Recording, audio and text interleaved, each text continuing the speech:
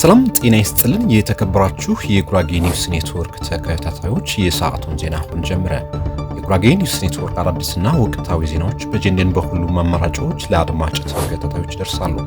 እሱም በእነዚህ አማራጮች ዜናዎቻችን እንዲከታተሉ በአክብሮት እየጠየቅን ወደ ዛሬው ዜናዎች እናልፋለን። አብራችሁን ሁኑ።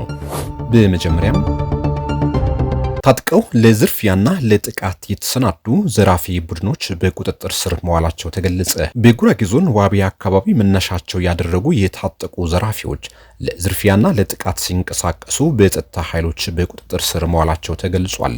በቀን 29 2018 ዓ.ም ማታም የገና በዓልን ተገን በማድረግ ለዝርፊያ ሲንቀሳቀሱ በቁጥጥር ስር የዋሉ የታጠቁ ቡድኖች ቁጥርም 5 መሆናቸው የጀንደን ምንጮች አስረድተዋል። ከወልቂጤ ከተማ አጎራባች አካባቢ በተለምዶ ዋቢ በሚባል ቦታ መያዛቸውና 3ቱ ዘራፊዎች ከቀቤና ወረዳ ሲሆኑ ሁለቱ ደግሞ ከአበሽኪ ወረዳ የመጡ ናቸው ተብሏል። በዚህ አካባቢ በተደጋጋሚ ጊዜ በንጹሃን ዜጎች ላይ ጥቃት በማድረግ ግድያና ዝርፊያ ሲፈጸም የቆየ ሲሆን ከነዚህ ገዳዮችና ዘራፊዎች ውስጥ የተወሰኑት በቁጥጥር ስር ውለው የነበረ ቢሆንም ብዙም ሳይቆይ ሲፈቱ ተስተውሏል። ሰሞኑ የተያዙት ታጣቂዎችም በተለይም ወልቂጤ ከተማ ውስጥ በተደጋጋሚ ጊዜ ጥቃት በመፈጸም ዝርፊያና ግድያ የሚፈጽሙ ቡድኖች መሆናቸውም የሚዲያችን ምንጮች ገልጸዋል። ከመሳሪያ ዝርፊያ እስከ የጸጥታ አባላት ግድያ ድረስ ከፍተኛ ወንጀል የፈጸሙ ቡድኖች ናቸው። ትስራቸውም እስከ ጊቤ በረሃ ድረስ የሚደርስ መሆኑም ተገልጿል።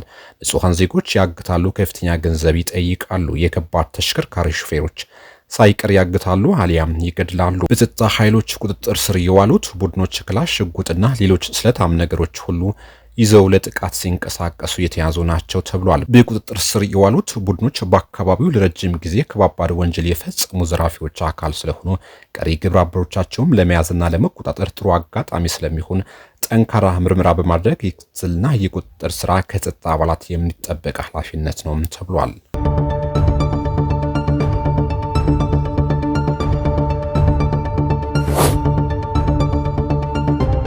በጉራጌ ዞን በተደጋጋሚ ጊዜ ህፃናት በጅብ እየተበሉ መሆኑ ተገለጸ። በጉራጌ ዞን በተለያዩ ወረዳዎች ህፃናት በተደጋጋሚ ጊዜ በጅብ እየተበሉ ሲሆን ችግሩ ለማቆም ምንም እየተሰራ አይደለም ተብሏል። በዞኑ ወረዳዎች ህፃናት በጅብ ሲወሰዱ የአካባቢው ማህበረሰብ በነቂስ በመውጣት ጉዳት የሚያደርሱ አውሬዎችን የማደን ስራ በዘላቂነት እንዲሰራ አመራሩ እንዲያስተባብርም ተጠይቋል። በእንደጋኝ በኖር በጌታና በቻሃ ወረዳዎች በተደጋጋሚ ጊዜ የሚታየው የህፃናት በጅብ መበላት በችለታ የታየ በመሆኑ ወደ ሌሎች ወረዳዎችም እየሰፋ መሆኑ ተነግሯል። ሰሞኑ በእንደብር ከተማ የጭሬት መንደር ልደቱ ታረቀኝ የተባለ ህፃን የገና ጨዋታ እየተጫወተ ያለ በጅብ መበላቱን ተሰምቷል። በዞኑ ባልተለመደ ሁኔታ ጅብ በተለያየ ጊዜ ሰው እየበላ መሆኑን በችለታ መታየት የሌለበት አሳሳቢ ችግር ነው። ከህፃናት አልፎ በርካታ እንስሳቶች በጅብ እየተበሉ መሆኑም ተነግሯል። በአንዳንድ አካባቢ ህዝቡ በነቂስ በመውጣት በርካታ ጅቦች ሲገደሉ የተስተዋለ ቢሆንም እርምጃው ቀጣይነት ሳይኖረው ቆሟል።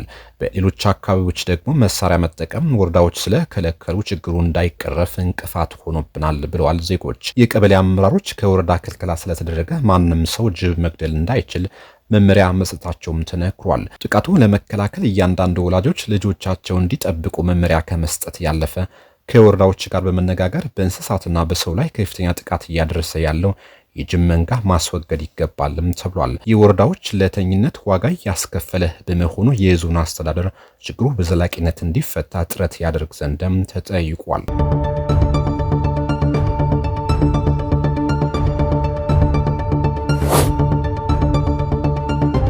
ክልሉ ከ10 ቢሊዮን ብር በላይ ካፒታል ላስመዘገቡ ፕሮጀክቶች ፍቃድ መስጠቱን ተገለጸ። የማዕከላዊ ኢትዮጵያ ክልል ባለፉት 6 ወራት 10.5 ቢሊዮን ብር ካፒታል ላስመዘገቡ ለተለያዩ ፕሮጀክቶች የኢንቨስትመንት ፍቃድ መስጠቱን አስታውቋል። የክልሉ ኢንቨስትመንትና ኢንዱስትሪ ልማት ቢሮ ኃላፊ አባስ መሐመድ ለኢትዮጵያ ዜና አገልግሎት እንደገለጹት ፍቃድ የተሰጣቸው 146 የኢንቨስትመንት ፕሮጀክቶች ናቸው። ከነዚህ ፕሮጀክቶች መካከል 26ቱ 1.8 ቢሊዮን ብር ያስመዘገቡ ከውጭ የመጡ የኢትዮጵያን ባለሀብቶች መሆናቸውን ተናግሯል።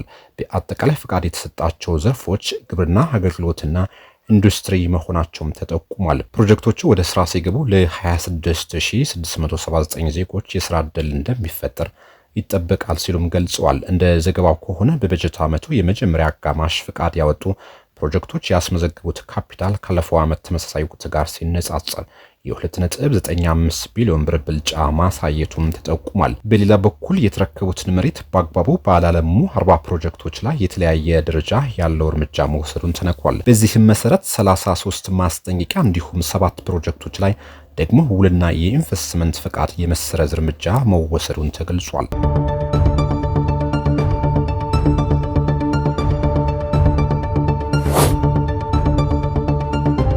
ልዩ መለያ ኮድ የሌለው ነባሩ የእጅ በእጅ ሽያጭ ደረሰኝ ከጥር 1 ቀን 2018 ዓ.ም ጀምሮ ስራ ላይ እንደማይውል የገቢዎች ሚኒስቴር አሳወቀ። ሚኒስቴሩ የታክስ ማጭበርበርን ለመከላከል ልዩ መለያ ኮድ ያለበትን የማኑዋል ደረሰኝ ከባለፈው ዓመት ታህሳስ ወር ጀምሮ ወደ ስራ ገብቷል ሲል አስታውቋል።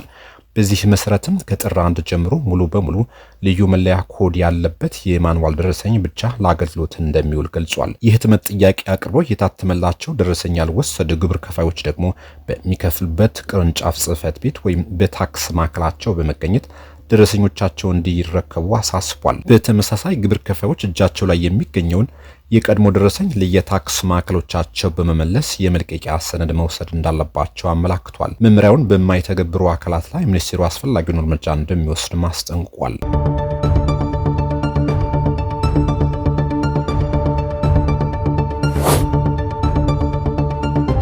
የትራፊክ ማናጅመንት ባለስልጣን የስነ ምግባር ጥሰት በፈጸሙ ከ35 በላይ ሰራተኞች ላይ እርምጃ መውሰዱን አስታወቀ።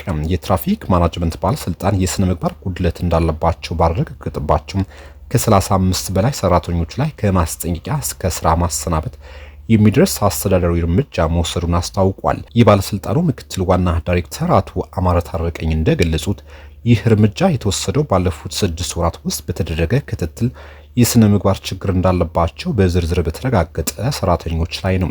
ባለስልጣኑ የተቋቋሙ በዋናነት የትራፊክ አደጋን ለመቀነስና የትራፊክ እንቅስቃሴን ለማሳለጥ እንጂ ገቢ ለመሰብሰብ አቅዶ እንደማይንቀሳቀስ ምክትል ዋና ዳይሬክተሩ በአጽንኦት ተናግረዋል። ደንብ ተላልፎ በሚገኙ አሽከርካሪዎች ላይ አስፈላጊውን የህግ እርምጃ የመውሰድ ስራ ተጠናክሮ መቀጠሉንም ጠቁሟል።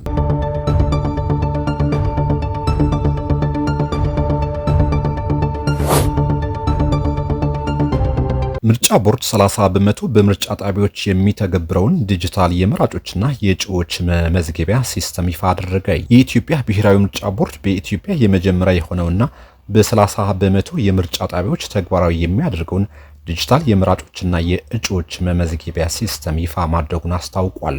ቦርዱ ሲስተሙን ይፋ ያደረገው ታህሳስ 27 ቀን 2018 ዓ.ም ከፍተኛ መንግስት ኃላፊዎች፣ የፖለቲካ ፓርቲዎች፣ የሲቪክ ማህበረሰብ ድርጅቶችና የሚዲያ ኃላፊዎች በተገኙበት ነው። ከአገሪቱ ስፋትና ከመራጮች ቁጥር አኳያ ቦርዱ ተግባራዊ ለማድረግ የሞከረው በተወሰኑ የምርጫ ጣቢያዎች እንደሆነ የገለጹት የቦርዱ ሰብሳቢ ወይዘሮ ሜላትወርቅ ኃይሉ ከ55000 የምርጫ ጣቢያዎች 30 በመቶ በሚሆኑት ላይ ብቻ እንደሆነም ተናግሯል። ቦርዱ ስድስተኛውን አገራዊ ምርጫ ካካሄደ በኋላ የነበረውን ጠንካራና ደካማ ጎን ላይ ጥናት ማድረጉን ጥናቱ ካካተታቸው 6 ጉዳዮች አንዱ የሆነውን ኢኖቬሽንና ቴክኖሎጂ መሰረት በማድረግ ላለፈው 1 ዓመት ከ8 ወራት ሶፍትዌር ሲያለማና ሲያዘጋጅ መቆየቱን አስረድቷል። ቴክኖሎጂ ምርጫን በገለልተኛነትና በነጻነት ለማስፈጸም እንችል የመረጃ ትክክለኛነትና አካታችነት ለማረጋገጥ በየምርጫ ዓመቱ ለመራጮችና ለእጩዎች ምዝገባ የሚወጣውን ወጪ ለመቀነስ ዓለም የደረሰበትን ምርጫን በቴክኖሎጂ የማካሄድ ስራ ተግባራዊ ለማድረግ መንደርደሪያ የሚሆን ነው ብለዋል